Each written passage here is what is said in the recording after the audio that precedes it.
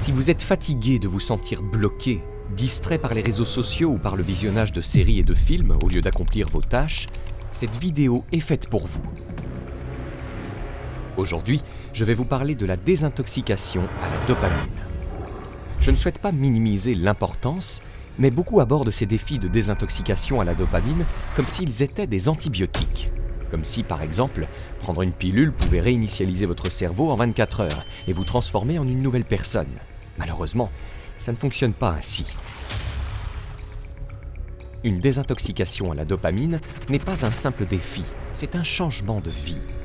Récemment, j'ai complété une désintoxication et j'ai réalisé que si je recommençais à faire défiler indéfiniment les réseaux sociaux et à procrastiner, tout cela n'aurait servi à rien.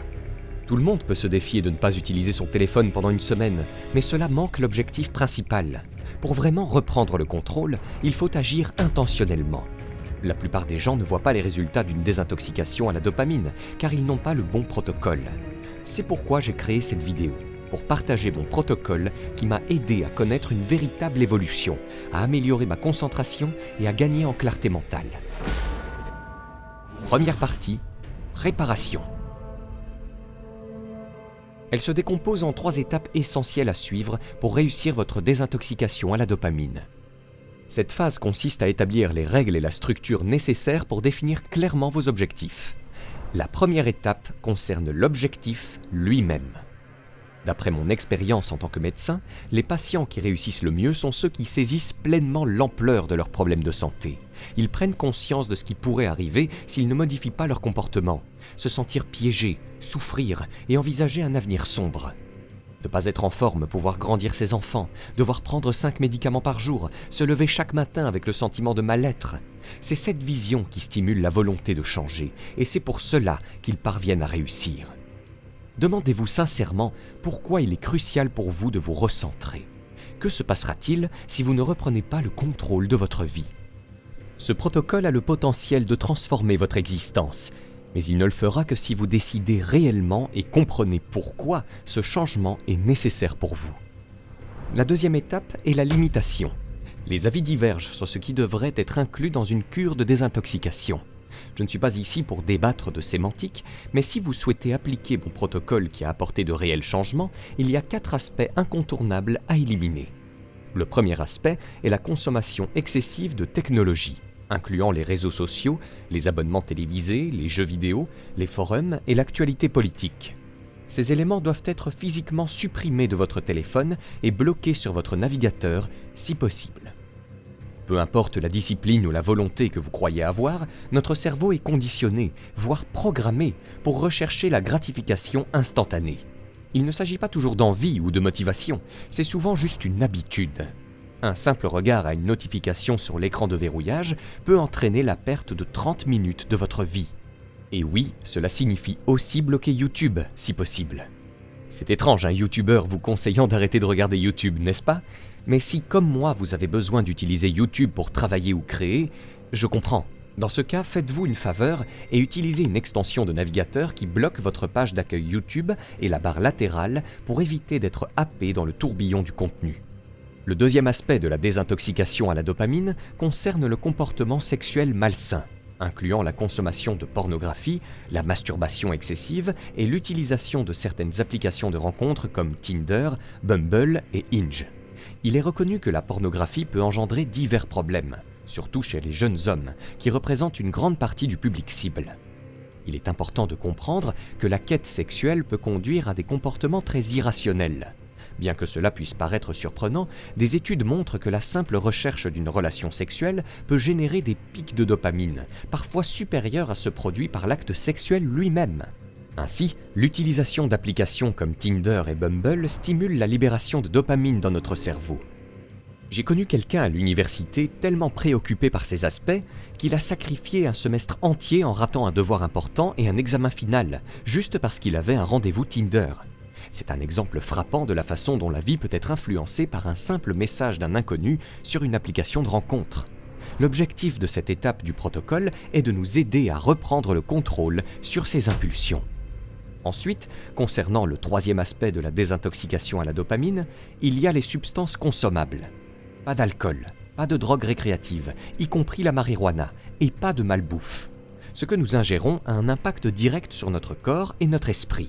Pour permettre une réinitialisation efficace, il est essentiel d'éviter de continuer à stimuler notre système dopaminergique avec ces substances.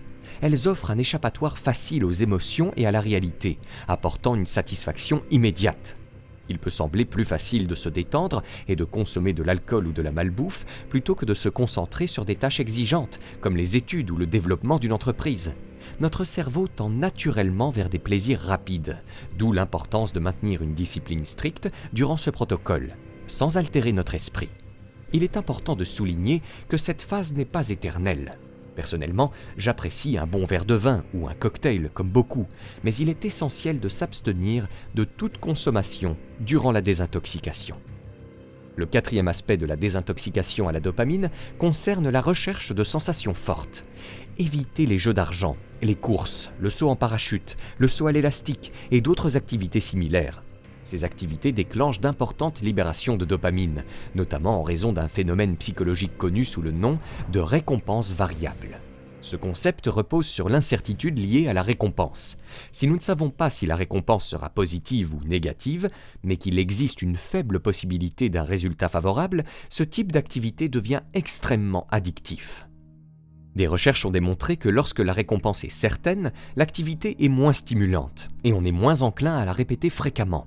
En revanche, si la récompense est incertaine, c'est comme un buffet de dopamine sans fin et nous en redemandons continuellement. On se dit peut-être que la prochaine fois sera la bonne ou qu'on trouvera une meilleure affaire sur la page suivante d'un site de vente en ligne. Quand la certitude de la récompense est faible, notre désir de récompense augmente. Ce concept s'applique également aux médias sociaux et aux applications de rencontres, parmi d'autres activités que nous cherchons à limiter dans ce processus de désintoxication. Dans la troisième étape de la préparation pour la désintoxication à la dopamine, il est important de définir sa durée. À ma connaissance, il n'existe pas de recherche clinique spécifique sur les niveaux de dopamine après une telle désintoxication. Mon protocole se base donc sur notre compréhension de la physiologie humaine. Il est recommandé de s'engager dans une désintoxication complète pour au moins 7 jours. La raison est que nous sommes si habitués aux gratifications instantanées que notre cerveau est en état de surstimulation constante.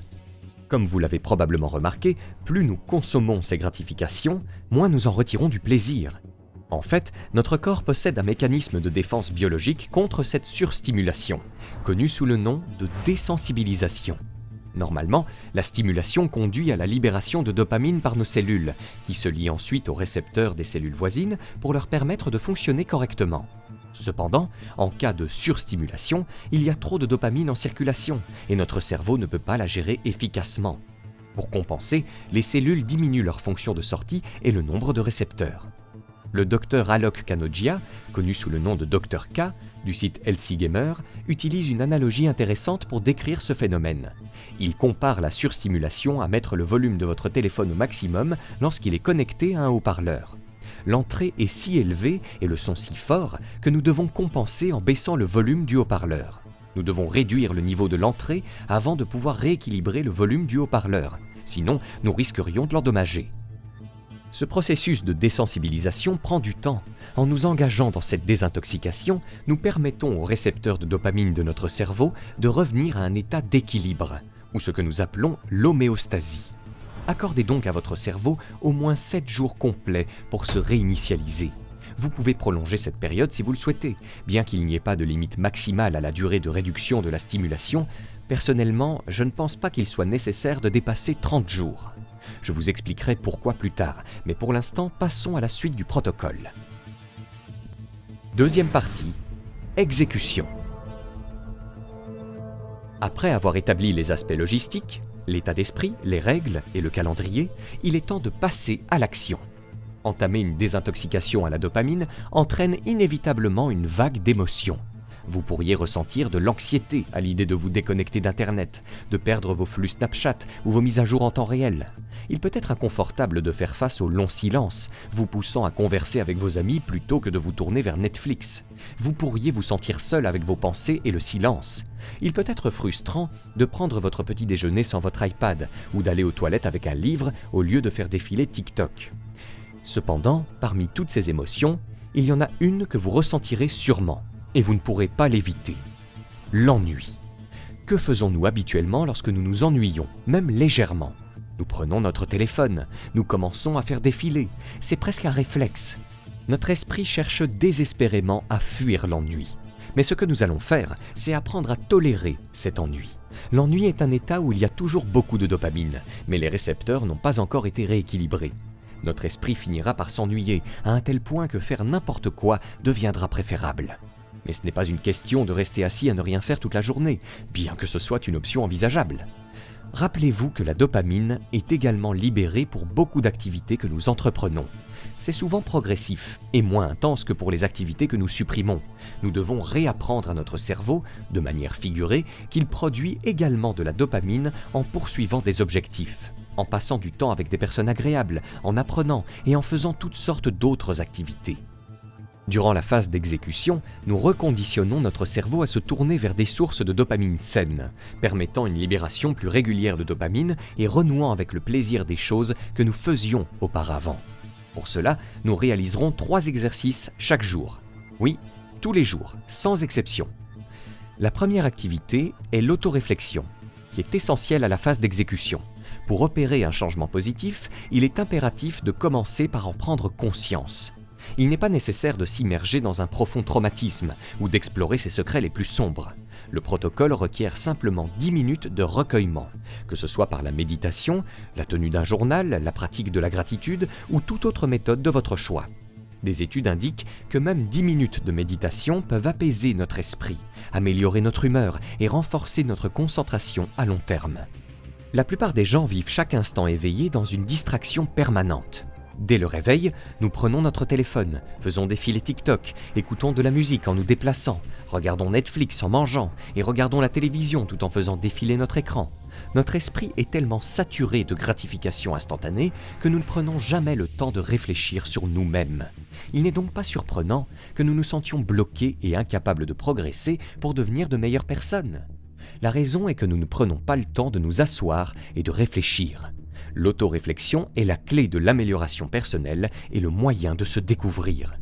Pouvez-vous consacrer seulement 10 minutes par jour pour changer votre vie ? Ceux qui disent ne pas avoir le temps pour l'autoréflexion sont souvent ceux qui en ont le plus besoin. Le deuxième point est l'exercice physique. Il ne s'agit pas nécessairement de faire une séance d'entraînement intense. Cela peut simplement être une marche de 30 minutes dans votre quartier ou dans un parc. Cela pourrait également inclure du yoga, des étirements, une balade à vélo ou même de l'escalade. L'important est de mettre votre corps en mouvement. L'exercice stimule la circulation sanguine dans tout le corps et effectivement, il déclenche aussi une libération saine et régulière de dopamine. C'est la raison pour laquelle nous nous sentons si bien après une séance de sport, et c'est aussi en partie pourquoi les coureurs ressentent un high pendant leur activité.